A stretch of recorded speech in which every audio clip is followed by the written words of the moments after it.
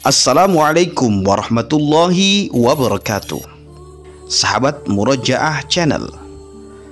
Di seluruh pondok pesantren salaf pasti diajarkan ilmu alat, sebuah ilmu yang dipergunakan sebagai alat untuk mempelajari kitab-kitab lainnya. Ilmu alat yang paling terkenal di kalangan pesantren untuk tingkat awal adalah jurumiyah.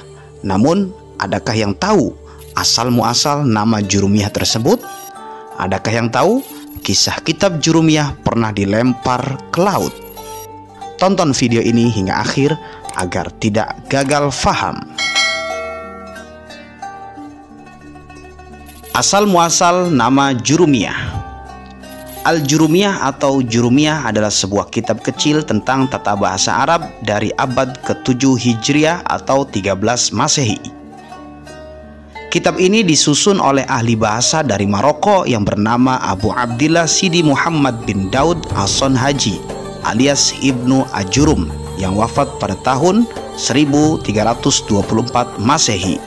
Kitab kecil yang sangat tidak asing dalam pesantren salaf yang membahas tentang gramatika bahasa Arab ini memang sangat fenomenal di kalangan santri yang sangat berguna untuk mempelajari dasar-dasar bahasa Arab, yang mempunyai peran penting untuk memahami tata cara membaca kitab-kitab yang lain yang dipelajari di pesantren.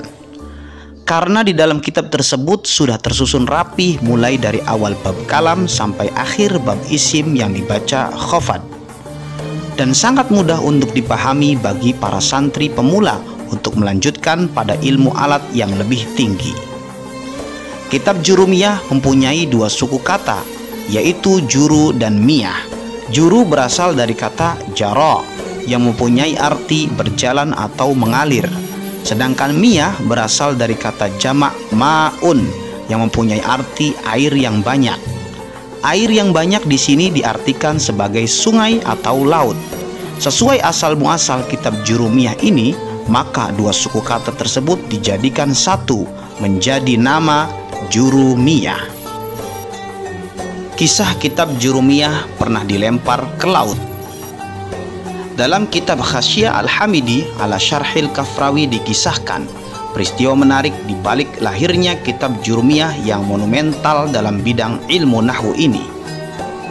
Diceritakan ketika Syekh As-Sonhaji telah menyusun kitab Jurumiyah itu, lantas ia melemparnya ke dalam laut dan beliau berujar, "In kana khalisan lillah fala yabul."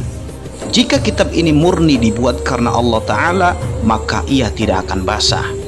Dalam riwayat lain, sebagaimana dalam Khasyah Al-Hafnawi ala Syarhil Kafrawi diceritakan, suatu ketika Syekh As-Sonhaji menyusun kitab Jurumiyah itu di tempat duduk yang tinggi. Tiba-tiba angin menerbangkan kitabnya tersebut. Lantas Syekh As-Sonhaji berujar, "Allahumma in kana khalisan liwajhika faradduhu alayya." Ya Allah, jika kitab ini murni dibuat karenamu, maka kembalikanlah ia padaku. Maka benar saja Allah mengembalikan kitab Jurumiyah itu kepadanya. Kisah di atas pada dasarnya menggambarkan pada kita bahwa kitab Jurumiyah dibuat atas dasar keikhlasan dari pengarangnya dan menjadi petunjuk bahwa di dalamnya terkandung keistimewaan yang sangat luar biasa. Maka kita sebagai generasi penerus, sebagai santri yang menjunjung tinggi akhlakul karimah dan sudah menjadi adat kebiasaan saat akan memulai membaca belajar sebuah kitab, mengirim hadiah Fatihah kepada pengarangnya. Dalam hal ini tentunya kepada Syekh As-Sonhaji agar kemudahan keberkahan ilmunya bisa diperoleh para santri. Demikian kisah kitab Jurumiyah karangan As-Sonhaji, seorang ulama dari Maroko yang dengan tulus ikhlas mengarang sebuah kitab tata bahasa Arab yang sampai sekarang tetap dipelajari di kalangan santri-santri pondok pesantren seluruh Indonesia bahkan dunia. Terima kasih, semoga bermanfaat. Wallahu a'lam bishawab. Wassalamualaikum warahmatullahi wabarakatuh.